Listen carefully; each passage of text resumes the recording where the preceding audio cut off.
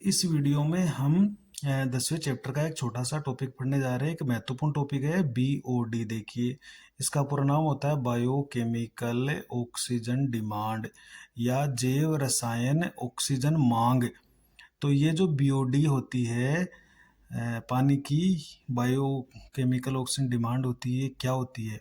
तो देखिए, ये जो बीओडी होती है, ऑक्सीजन की वह मात्रा है जो जीवाणुओं द्वारा 1 लीटर पानी में उपस्थित कार्बनिक पदार्थों को अपघटित या ऑक्सीकृत करने के लिए उपयोग में ली जाती है। तो हमने क्या था कि जब हमने वाहित मल का उपचार पढ़ा था, देखिए, तो वाहित मल का जब हम उपचार पढ़ रहे थे तो उपचार में हमने पहले प्राथमिक उपचार किया था। प्राथमिक उपचार में हमने फिल्ट्रेशन और सेडिमेंटेशन किया था। प्राथमिक उपचार के बाद में हमने द्वितीयक उपचार किया था। अब द्वितीयक उपचार के अंदर जो एक टैंक है, उसमें वायवीय सूक्ष्म जीव रहते हैं। वायवीय सूक्ष्म जीव ये ऑक्सीजन की उपस्थिति में ग्रोथ करते हैं। तो इस पानी के अंदर जितने भी कार्बनिक पदार्थ होंगे, इसमें जो सूक्ष्म जीव होंगे वो उर्वरक के रूप में ग्रोथ कर रहे थे, हमने पढ़ा था। कवक और जीवाणु जो कि जाल के रूप में संरचना बना रहे थे। तो यहाँ पर जो कार्बनिक पदार्थ होते हैं, ऑर्गेनिक जो मैटर होता है, उसका ये अपघटन कर देते हैं, इसको तोड़ देते हैं।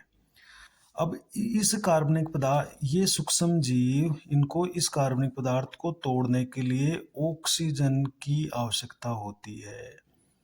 तो ऑक्सीजन की अधिक आवश्यकता है, इसका मतलब कार्बनिक पदार्थ ज़्यादा है, और उसी को हम कह रहे हैं बीओडी। क्या बोल रहे हैं? बीओडी, मांग बोल रहे हैं।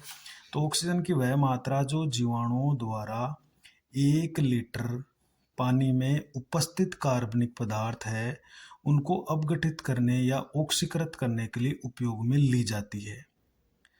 या हम ये कह सकते हैं कि जल के नमूने या सैंपल में सूक्ष्म जीवों द्वारा ऑक्सीजन के उपयोग की दर का मापन बीओडी परीक्षण से किया जाता है। यानी एक जल का एक नमूना ले लें, सैंपल, उसमें सूक्ष्म जीव कितनी ऑक्सीजन का उपभोग कर रहे हैं, और वही दर क्या कहलाती है? बीओडी कहलाती है। या हम ये कह सकते हैं कि अप्रत्यक्ष रूप से अपन देखें तो जल में उपस्थित कार्बनिक पदार्थों का मापन ही बीओडी है। मतलब कार्बनिक पदार्थ जितने ज़्यादा होंगे, बीओडी उतनी ही ज़्यादा होगी। कैसे? जैसे मान लीजिए ये एक टैंक है, इसमें जो पानी है उसमें कार्बनिक पदार्थ की मात्रा ज़्यादा है। कार्बनिक पदार्थ की मात्रा क्या है? ज़्यादा है। अब इन कार्बनिक पदार्थों को अपघटित करने के लिए ऑक्सीजन की जरूरत पड़ेगी। तो वो ऑक्सीजन की जरूरत क्या पड़ेगी? ज़्यादा पड़ेगी।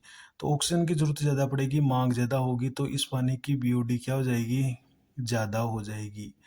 तो सूक्ष्म जीवों को जितने ज़्यादा कार्बनिक पदार्थ होंगे, उनको अपघटित करने के लिए उतनी ही ज़्यादा ऑक्सीजन की जरूरत पड़ने वाली है। तो उस पानी की बीओडी ज़्यादा होगी। तो हम ये कह सकते हैं कि जिस पानी में कार्बनिक पदार्थ ज़्यादा होंगे, उसकी बीओडी भी ज़्यादा होगी। जिस पानी में कार्बनिक पदार्थ कम होंगे, उसकी बीओडी भी कम होगी। तो हम बीओडी चेक करके ये पता लगा सकते हैं कि पानी में कितने कार्बनिक पदार्थ हैं, और जितने ज़्यादा कार्बनिक पदार्थ होंगे, वो पानी उतना ही ज़्यादा प्रदूषित होगा। तो हम ये भी पता लगा सकते हैं कि बीओडी अगर पानी की ज़्यादा है तो इसका मतलब वो पानी प्रदूषित है, और बीओडी जिसकी कम है वो पानी प्रदूषित कम है। तो एक तरीके से हम जो कार्बनिक पदार्थ होते हैं उसका मापन ही बीओडी है। तो अर्थात जिस जल में कार्बनिक पदार्थ अधिक होंगे, उसकी बीओडी भी अधिक होगी, और यह जल अधिक प्रदूषित होगा। तो जिसकी बीओडी ज़्यादा है, कार्बनिक पदार्थ ज़्यादा है, उसकी बीओडी भी ज़्यादा होगी। और हम ये भी कह सकते हैं कि वो जल ज़्यादा प्रदूषित होगा। तो अधिक इसके, और देखिए, अधिक प्रदूषित जल की बीओडी अधिक होगी, क्योंकि अधिक प्रदूषित जल में कार्बनिक पदार्थ अधिक होंगे, और अधिक कार्बनिक पदार्थों के अपघटन के लिए अधिक ऑक्सीजन की आवश्यकता होगी। तो अर्थात हम ये कह सकते हैं कि अधिक बीओडी किसकी होगी? जहाँ पर अधिक प्रदूषित जल होगा।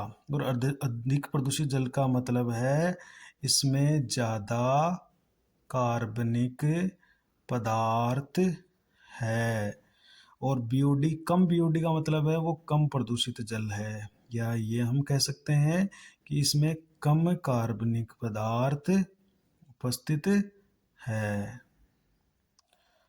तो इस तरह से ये जो बीओडी है उसका हम मापन करते हैं, बीओडी के द्वारा ये हम पता लगा सकते हैं कि किस पानी में कार्बनिक पदार्थों की मात्रा ज़्यादा है या किस में कार्बनिक पदार्थों की मात्रा कम है।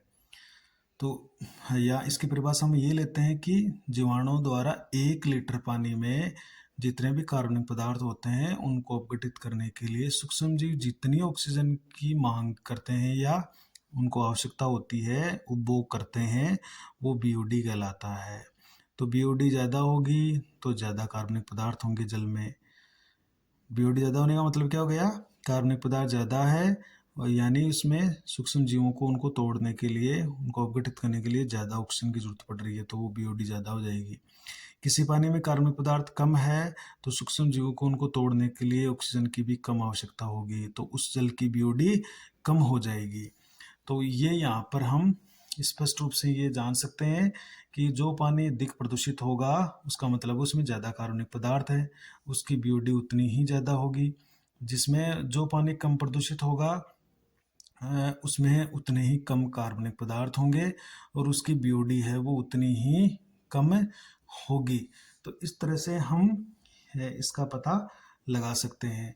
जैसे यहाँ पर कोई प्रश्न पूछा जा सकता है कि एक सैंपल है जिसकी बीओडी है वो ए सैंपल है जिसकी बीओडी है वो बी सैंपल से ज़्यादा है, तो कौन सा सैंपल ज़्यादा प्रदूषित है? तो बी सैंपल की बीओडी ज़्यादा है, सॉरी एक की ज़्यादा है, बी की कम है। तो यहाँ पर हम ये कह सकते हैं कि इसकी बीओडी है वो ज़्यादा है, इसकी बीओडी है वो कम है। तो बीओडी ज़्यादा होने का कारण क्या हो गया, इसमें कार्बनिक पदार्थ ज़्यादा है और कार्बनिक पदार्थ ज़्यादा होने के कारण इनको अपघटित करने के लिए ऑक्सीजन की मांग भी ज़्यादा होगी। तो ये कार्बनिक पदार्थ ज़्यादा है, ऑक्सीजन की मांग ज़्यादा होगी, यानी ये ज़्यादा प्रदूषित है। तो ए सैंपल का पानी ज़्यादा प्रदूषित हुआ और बी सैंपल की बीओडी कम है, इसका मतलब इसमें कम कार्बनिक पदार्थ हैं और इनको तोड़ने के लिए बीओडी है वो ऑक्सीजन की डिमांड है वो कम होती है, तो इसकी बीओडी कम हो जाती है। तो ए सैंपल ज़्यादा प्रदूषित हो गया क्योंकि इसमें कार्बनिक पदार्थ भी ज़्यादा है और उनको तोड़ने के लिए ऑक्सीजन की जरूरत होगी, इसलिए ये ज़्यादा प्रदूषित होगा। तो इस तरह का प्रश्न भी आ सकता है।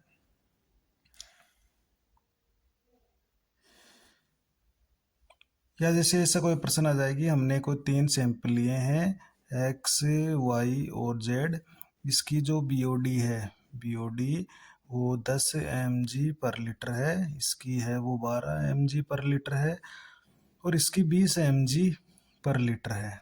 तो इसकी 12 है, इसकी 20 है और इसकी 10 है। तो कौन सा सैंपल है वो सबसे ज़्यादा प्रदूषित होगा? तो जाहिर सी बात है जिसकी बीओडी सबसे ज़्यादा होगी वो सबसे ज़्यादा प्रदूषित होगा। और कौन सा कम होगा? जिसकी बीओडी सबसे कम होगी वो सबसे कम प्रदूषित होगा।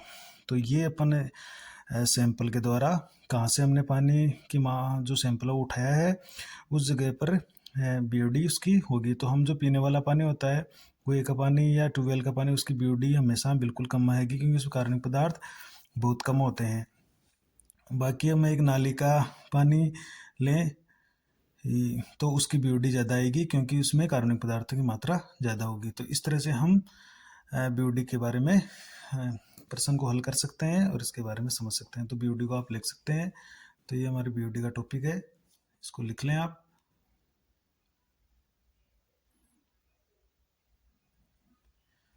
इसको लिख लें। बाकी का टॉपिक हम नेक्स्ट वीडियो में चर्चा करेंगे। Thank you.